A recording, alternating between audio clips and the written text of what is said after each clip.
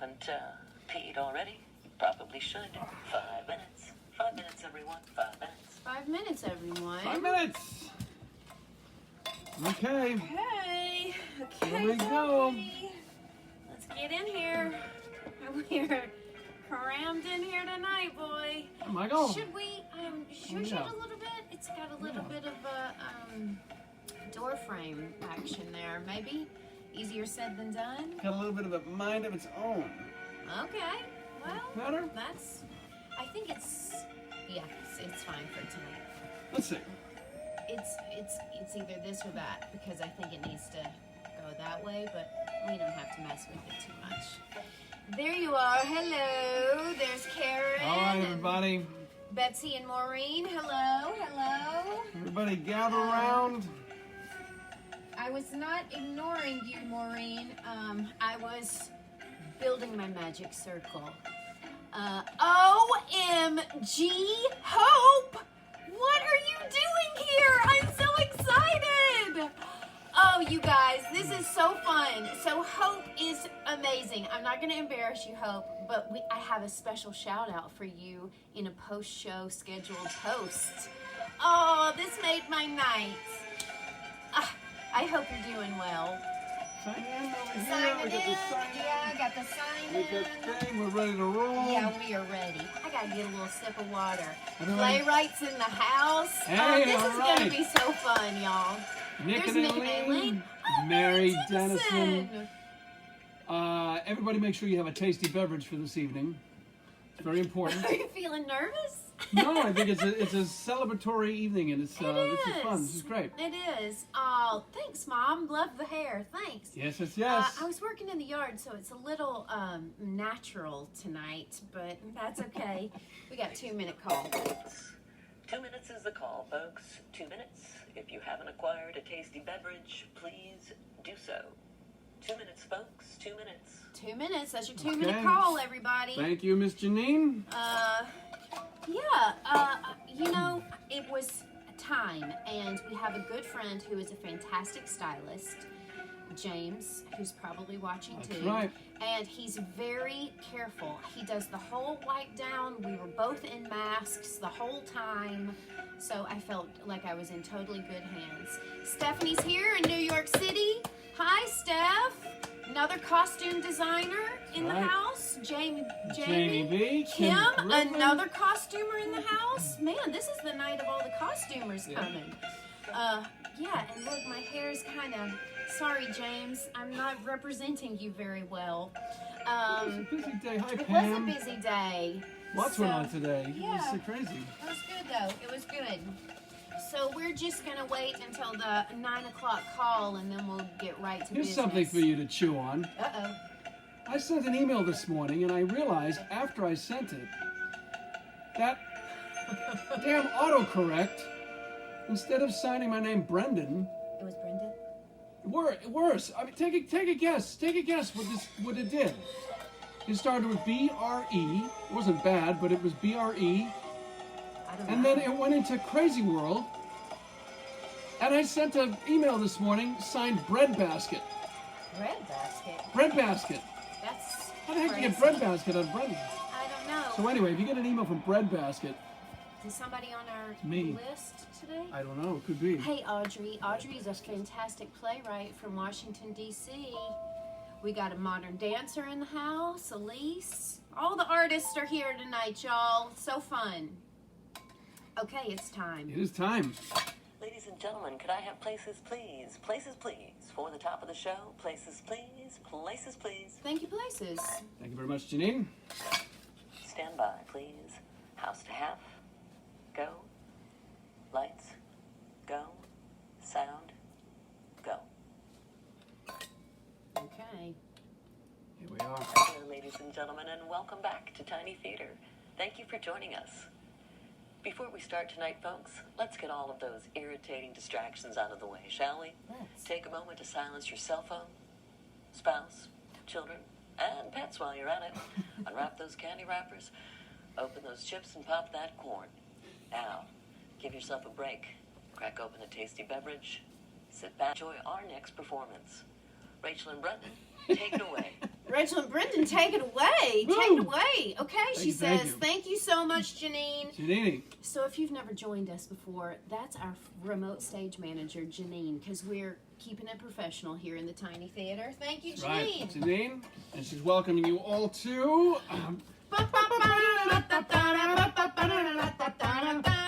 Okay, Tiny welcome Theater, to Tiny folks. Theater. I'm Rachel, I'm Brendan. and we are doing plays out of our closet 3 times a week. Yeah, why not? Monday, Wednesdays, Fridays, keeping the dream alive.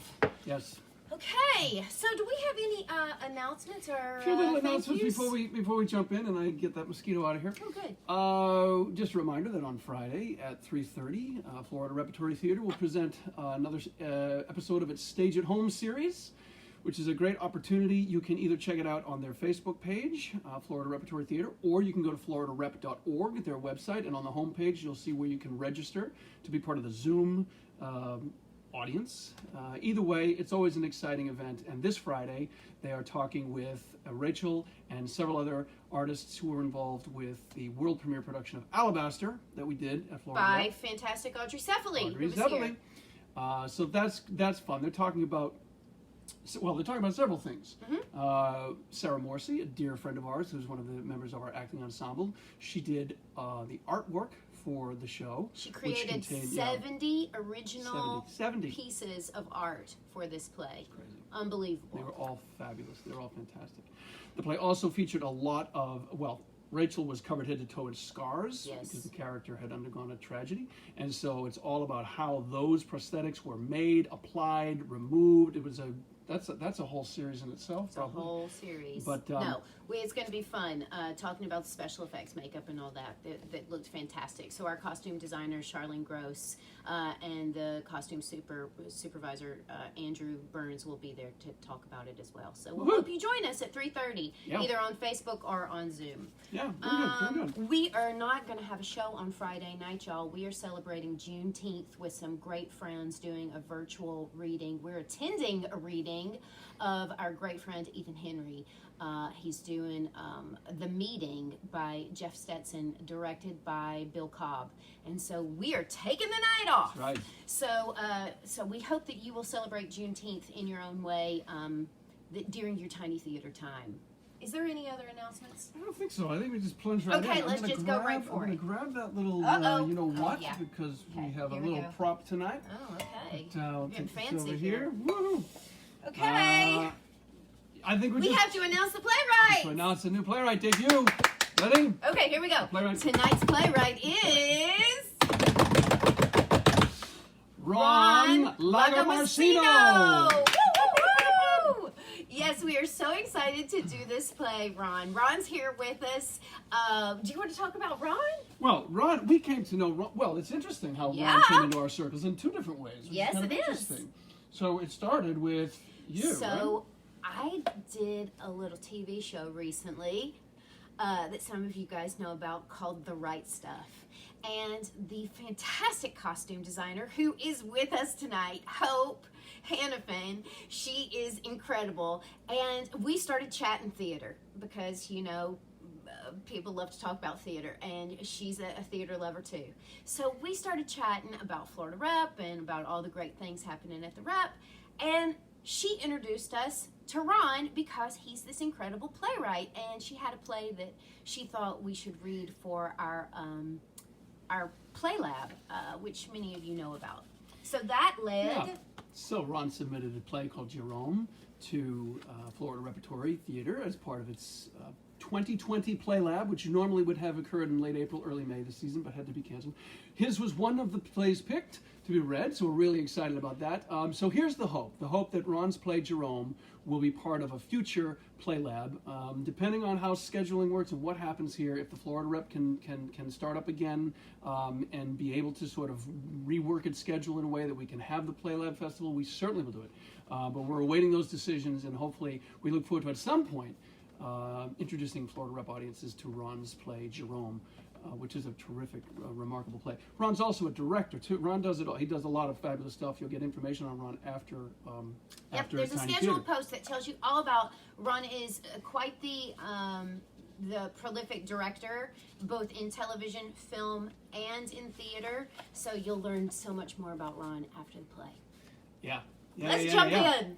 Okay, so this play was submitted to Ron, to us by Ron. Here's the thing: we're going to do excerpts of this play. This is a 25-page short play. We're going to do excerpts of it. It flows pretty smoothly, but just understand, though, even though it does flow pretty nicely, we're doing sections of it. So there's still quite a bit of the play that you don't get yet. You don't get yet. Just get a little bit of a tease of what we get going on here. There's a little bit of profanity in this, just a heads up, just a little bit. The play. You ready? Yeah. Yeah. Okay. R.A.O.K. Random Acts of Kindness. An early draft of a play by Ron Lagomarsino. The cast: Moira, a woman somewhere north of 50. Robot, voiceover, a person. Rudy/Robot number 2, a man. The time is the present. The place is a room in an apartment. Lights up to a nondescript room in an unexceptional apartment. Upstage curtains are drawn over a window and a door with a chain set in place, securing its inhabitant. Speaking of which, Moira, a woman somewhere north of 50, paces. She parts the curtain just enough to survey the scene outside, revealing a broken window haphazardly covered by cardboard. She sits in a chair.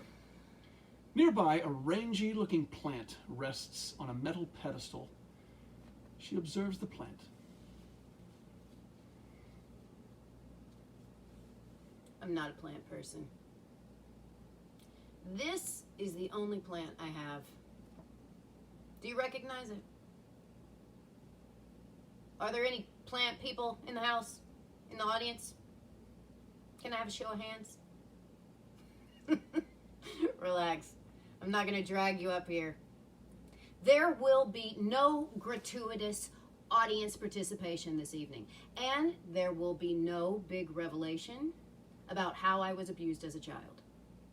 In fact, I don't really give a good goddamn if you can or cannot identify this pathetic thing. It's a Christmas cactus. I'm sure it's got some highfalutin Latin name, but if I hear any one of you blurt it out, I will have you hauled out of this theater. It's just a Christmas cactus, okay? Blooms twice a year, but never at Christmas. What's that about?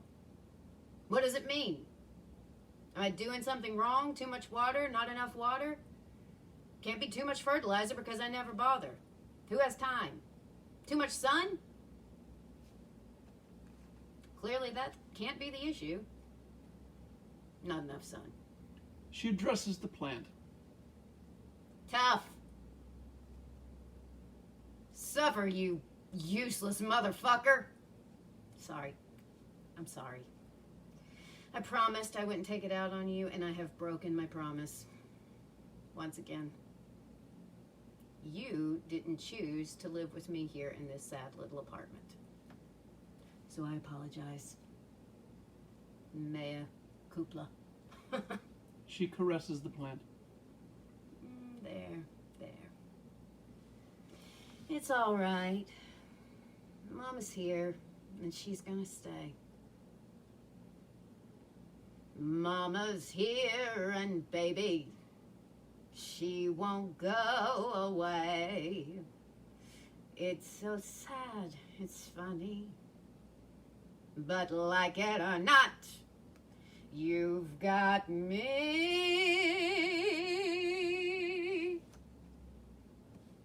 Isn't this frightening? This is what it's come to. I'm singing to a cactus. A show tune, no less. If I were a man, you'd be nudging your neighbor. Good God, another gay one-man show. Make it stop. Well, I'm not a gay man.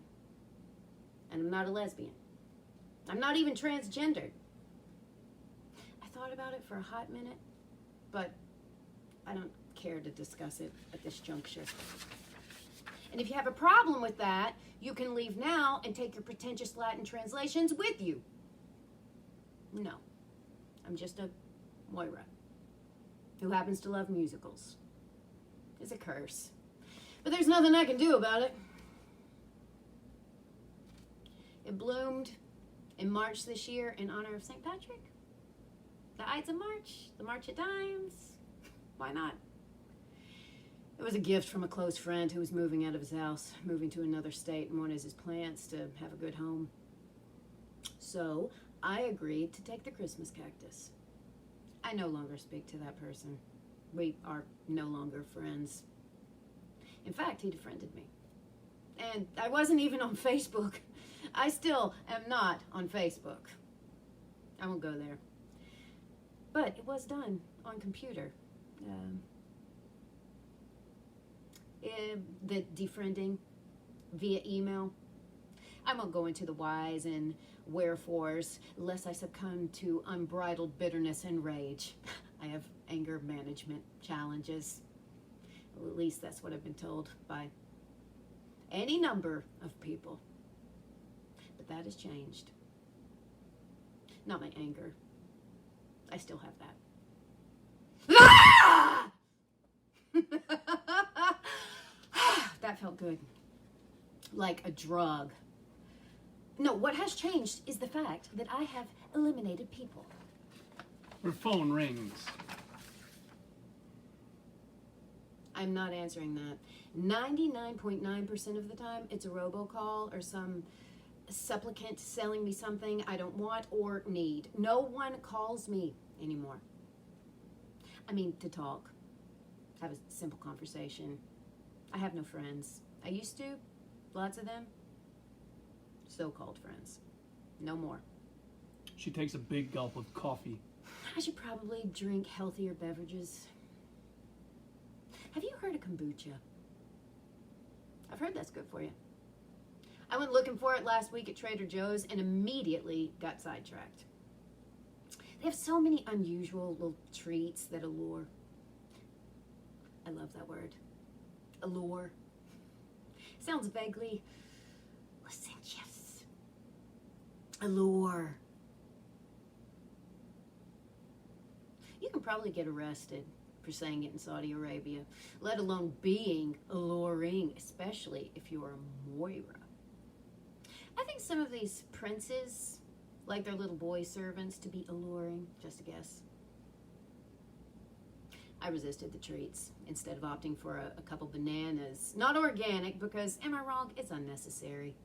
I mean, the peel is thick and you don't eat it. So theoretically, all the poison sprays and random feces never penetrate through the fruit. Like it does with strawberries or blueberries or grapes. Unless you have someone peel them for you. Say, what are those alluring Saudi twinks? But wouldn't that be far more unsanitary than just eating the grape skin and all? I mean, for starters, you don't know where these boys' hands have been. Do you? By this point, I have searched high and low for kombucha with no luck. I could ask one of the Trader Jovials for help, but I'm not feeling up to all that optimistic cheerfulness. Not this day. They inevitably want to take you right to the elusive item, which may be at the opposite end of the store, completely throwing off your strategic route to shop with efficiency and get the hell out of there. So I eschewed their help and headed to the checkout with just the 2 non-organic bananas in my small shopping cart, which I much prefer over the regular ones that are so humongous you can barely get them down the aisle, and which I maintain are designed to seduce you into buying more than you need because nature hates a vacuum, and store owners know that. Buy, buy, buy.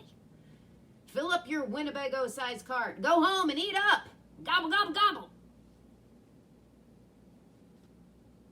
Tell me these carts aren't a key contributing factor in the shocking rise in obesity in this country. I mean, have you seen the size of these carts? They are bigger than my first and second New York apartments combined. Who needs to buy that much food? Unless you have 23 children, or you're stocking up for when the government takes control of the country and shuts everything down, like in The Handmaid's Tale, which I must say, that Elizabeth Moss deserves any award that exists for having to go through all that pain and torture. But she's a Scientologist, so it was probably a walk in the park for her. So take back what I said about giving her awards, and frankly, they should take away any she's already won, because it was under false pretenses. Plus, she got to have a lot of sex in that series, and it didn't look like she was faking it. So, I weave my little cartlet over to the checkout area, and the next task at hand is picking the right checkout person. They all wear those Hawaiian shirts, so you can't base your decisions on sartorial splendor, but you can try to ascertain who is the speediest, thus avoiding the chatty dawdlers who have no regard for the fact that maybe you don't want to spend the rest of your life in Trader Joe's talking about whether you found everything okay.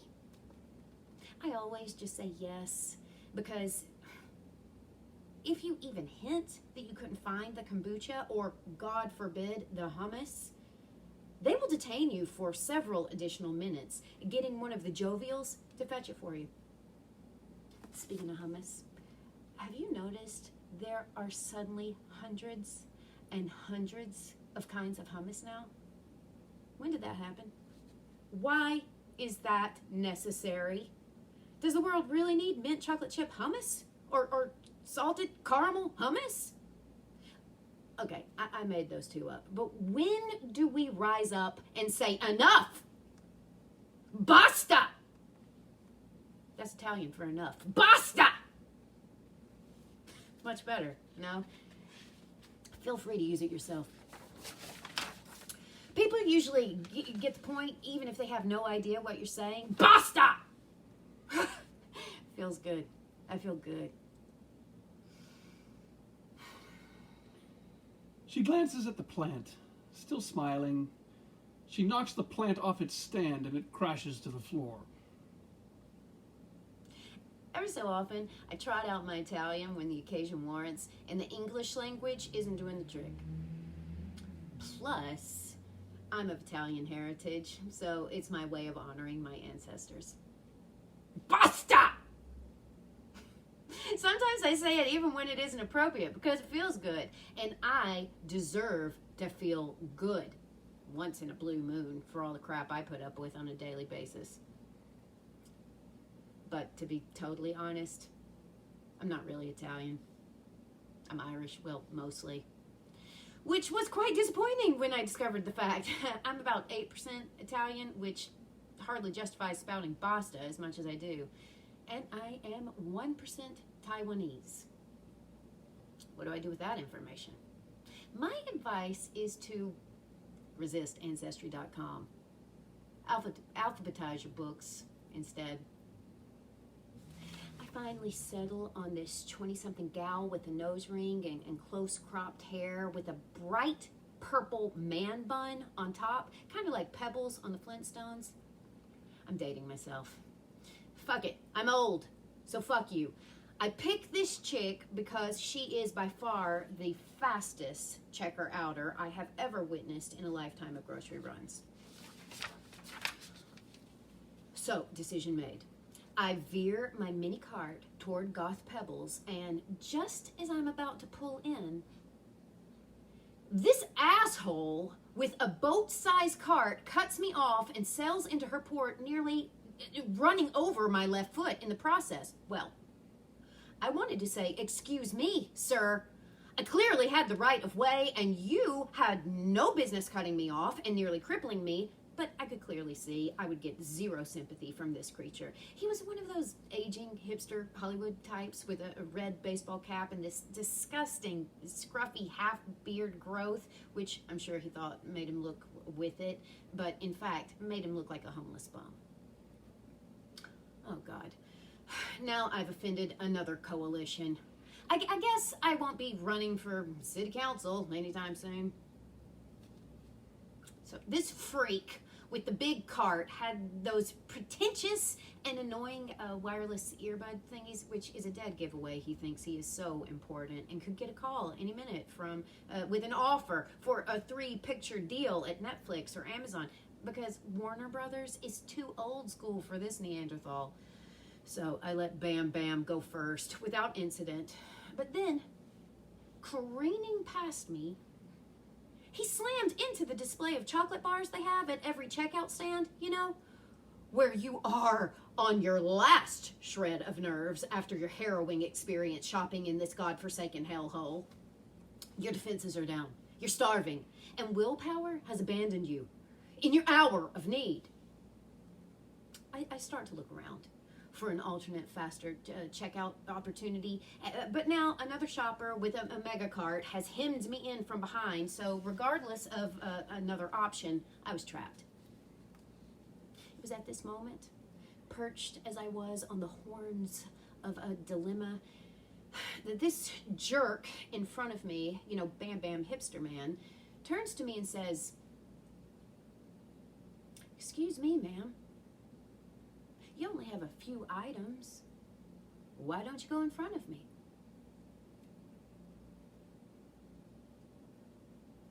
What happened next, dear friends in the dark, surprised even me.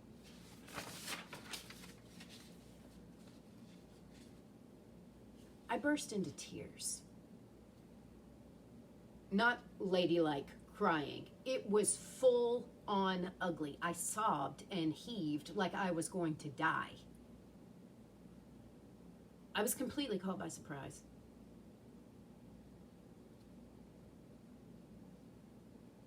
There is so little genuine kindness left in the world. So little true selflessness. And here I was on the receiving end of this small, seemingly inconsequential act of kindness. Well, I lost it. I said, "Well, that is so kind of you, sir." And then I panicked. Was this a man? He looked like a man. Have I just affronted some transitioning someone? This person had twinkly blue eyes, a full head of sandy brown hair, a bit overweight, but all in all, not a totally unattractive package. And before I had a chance to reel in my calling this person sir, and just as we began to maneuver our carts so I could precede him in line, I saw it. On his cap, 3 inches above those baby blues, that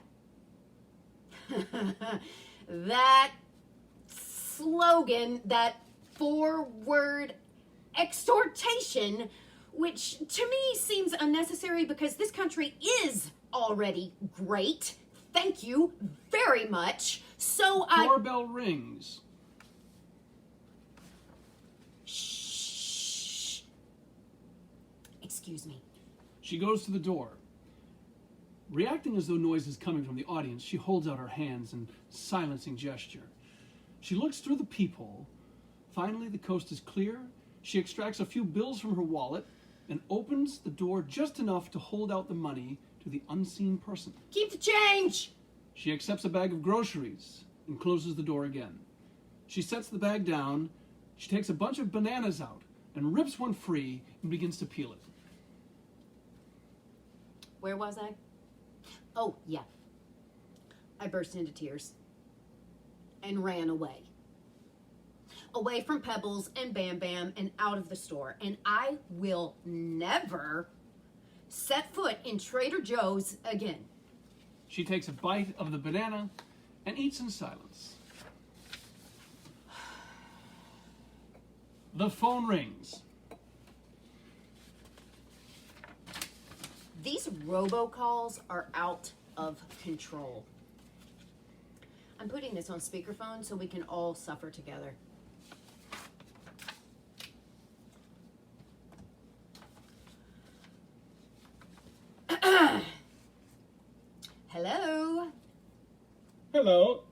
how's your day going so far? Just peachy. Glad to hear it. I'm calling today with an amazing offer expressly for you. Incredible. I can't tell you how lucky I feel. Look, I don't know how to break this to you, but I don't want whatever it is you're selling. Interesting reaction. Is this a human being? Of course I'm a real person. What is your name, please? I am happy to tell you about our wonderful product. Name. What's your friggin' name? I understand your concern. You understand shit. You got 3 seconds to tell me your goddamn name. I am a real person. She hangs up the phone. Well, that's 45 seconds I'll never get back. What I want to know is who thought it was a swell idea to program computers to trick prospective customers into thinking they were communicating with a living, breathing human being? I'll tell you who. Some sociopathic asshole who is so pleased with his precious expertise, he doesn't realize how supremely pissed off his target customers get when they figure out this mimby, perky, obsequious voice belongs to a soulless, bloodless robot. I mean, is this a successful approach to doing business? Or just another reason to hate the world? Believe me, talking to a robot isn't much worse than talking to most people who sell things for a living.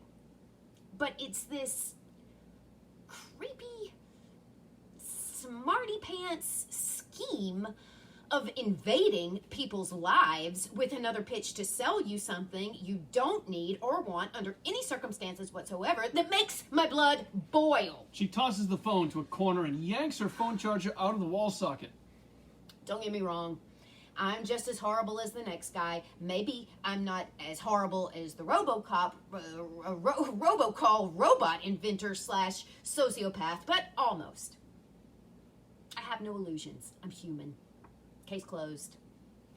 And yes, I said guy, not person, because guy conveys my message better than person. I'm ready to go to court on this, so think twice about sicking the PC police on me. During the above, she finds a pair of scissors and now snips the charger cord in half. There. Attention, all virtual people! You have mere hours to sell me your wares. When my phone dies, I will be free of you forever. She anxiously taps her fingers on the chair. I'm beginning to regret tossing my TV out the window. That perhaps was not my smartest move.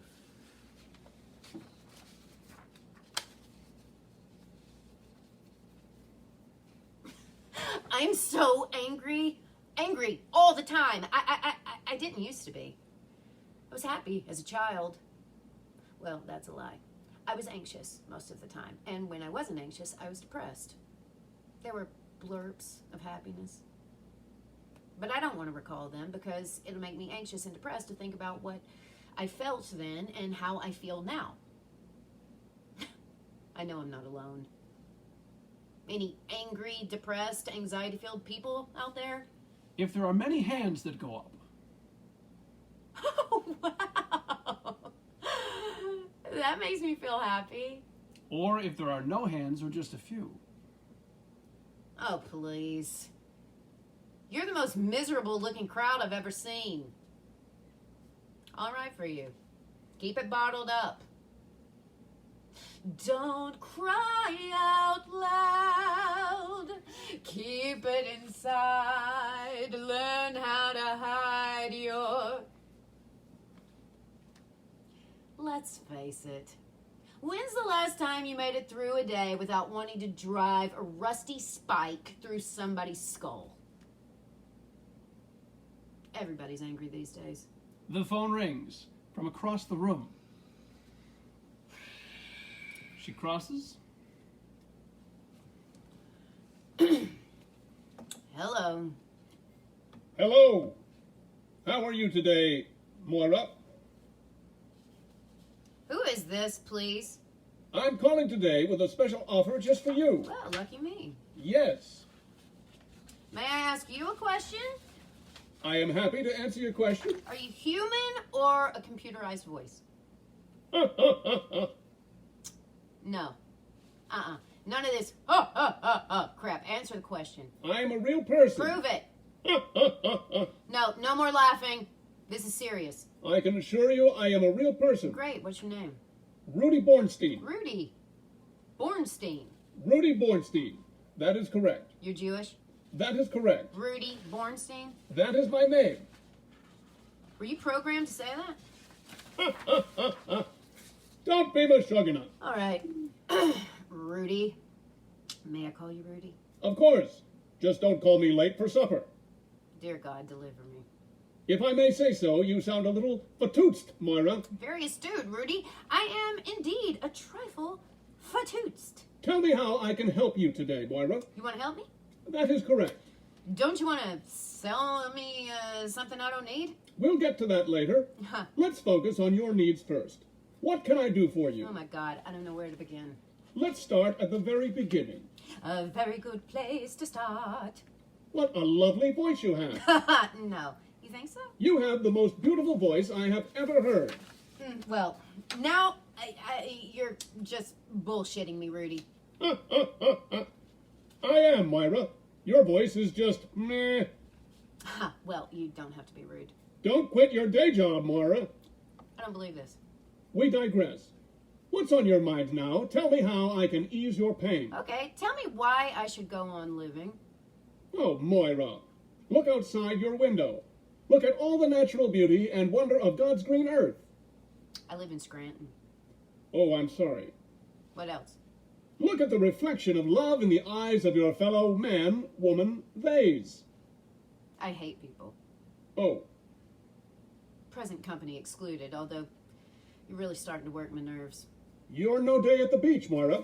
Biatch! On that note, perhaps I can't help you after all. No, I didn't think so. So let me tell you why I'm calling today. Oh, please do. I have lost my wallet with all my money and credit cards and ID and everything, and I'm stranded in Uzbekistan. Can you wire me $5 million, please, please, pretty please, Moira? Oh, well, that's a reasonable request. And here I doubted you were human. No self-respecting robot would ever stoop so low. I am a human. Have fun in Uzbekistan. She hangs up. Connect. Connect. Only connect. Right. E.M. Forster said that the most important thing is to connect. This from a man who hid in the closet his entire life. And don't tell me to consider the times in which he lived. Boo-hoo, E.M. Grow a pair. I tried to connect. I spent my life trying to connect. And now I'm trying to disconnect. It's good to step out of your comfort zone. It's how you grow.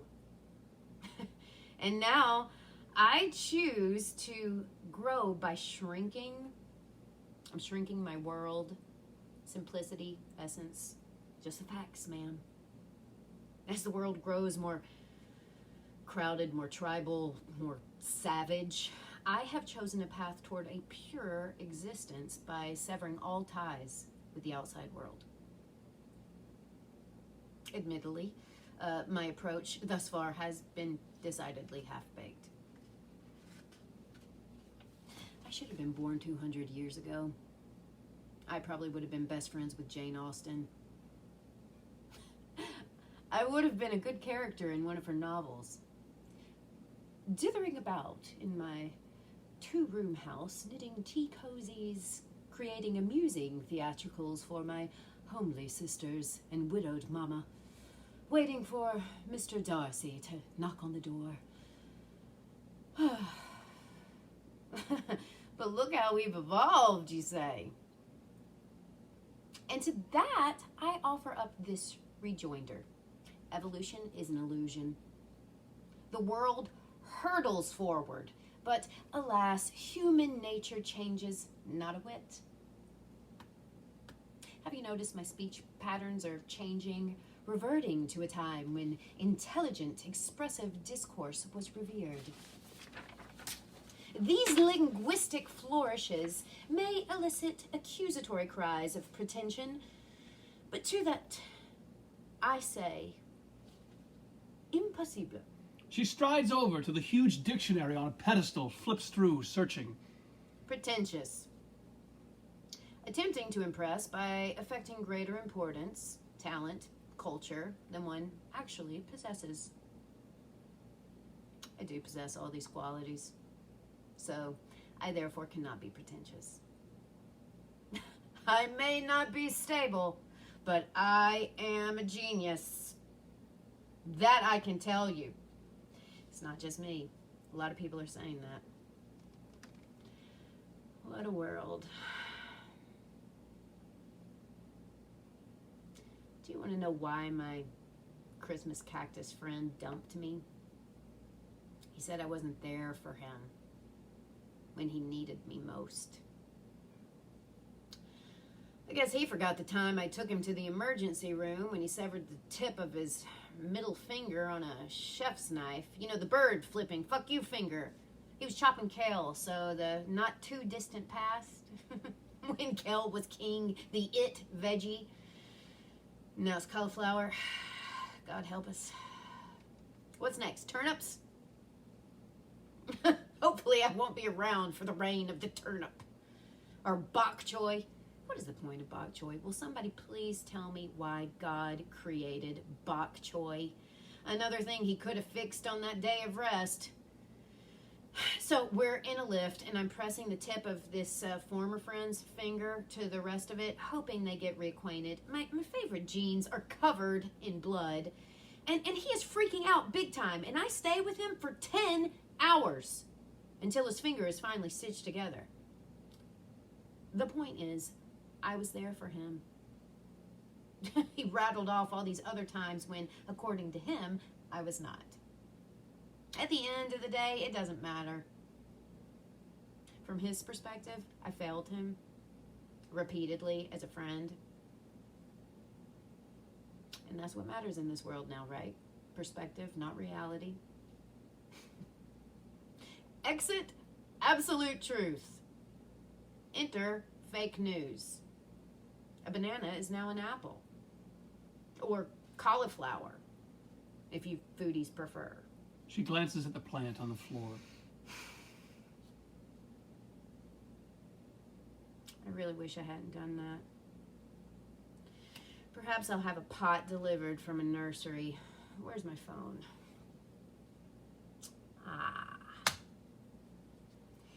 I used to hate these things. I thought they were the scourge of mankind. Everyone walking around glued to their screens, tap, tap, tap, all the livelong day. But then I realized the upside. I could now avoid almost all direct contact with people if I choose to. Why talk when you can text? I suppose I always had an antisocial tendency, but this little device lifted me over the finish line. What the? She shakes her phone, presses buttons.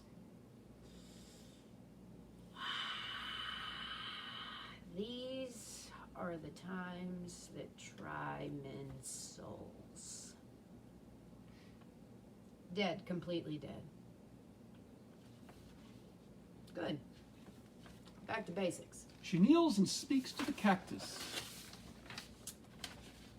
As my last act of kindness on this earth, I shall attempt to make you whole once more. If the nursery can't come to us, we will go to the nursery. In exchange, my only request is that when you speak of this, and you will, tell all who ask that I was there for you. She rises, crosses to get her purse, and checks its contents.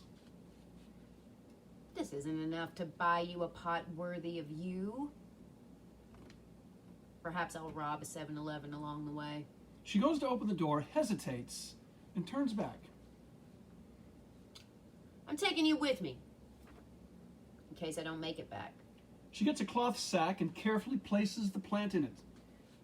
I won this sack in a raffle at Trader Joe's back in the day. I ever told you that story? It's riveting. I will regale you in great detail on our way to the nursery, wherever that is. Perhaps we will run into a good Samaritan who will help us to our destination. Or perhaps Rudy Bornstein. She lifts the heavy plant. Oof. Don't worry. You ain't heavy. You're my brother. Or sister. Or maybe you're just a fucking plant. I don't care. We're in this together. Good grief, who's that?